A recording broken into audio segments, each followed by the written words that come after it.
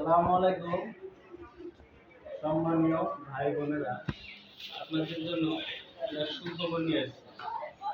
যাদের অনেক সূত্র আছে গোপনে, যাদের অনেক গোপন সূত্র আছে তাদের জন্য, তারাই কিন্তু দেখবে, অন্য কেউ দেখা লাগবে। যাদের সূত্র আছে তারা দেখবে। আপনারা কি করবেন? এরকম একটা ফ্রেশ দিকে লেবু নেবেন। ফ্রেশ দিকে একটা লেবু নেবেন মঙ্গলবারের দিন।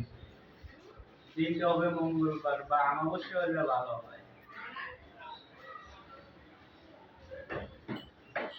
আর একটা কাঁচের একটা গ্লাস নেবেন, কাঁচের গ্লাস। এই গ্লাসে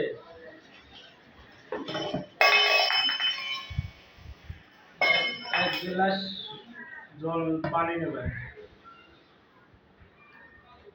এভাবে এক গ্লাস পানি নেবেন।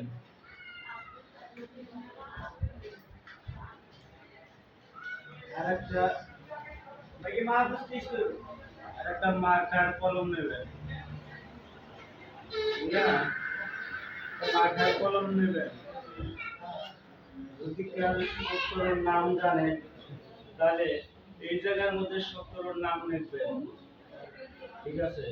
আর যদি নাম না জানেন তাহলে শুধু লিখবেন আমার মেলা শত্রু পরাজিত হোক। এই জিনিসটা লিখবেন। লেখার পরে আপনারা কি করবেন? এক গ্লাস জলের মধ্যে লেবুটা ছাড়ে দিবেন। মানে এক গ্লাস জল বলতে আধা গ্লাস নেবেন জল, হাফ গ্লাস জল নেবেন। ঠিক আছে? নেওয়ার পরে সারা রাত রাখবেন, যে কোনো একটা পরিষ্কার জায়গায় রাখবেন।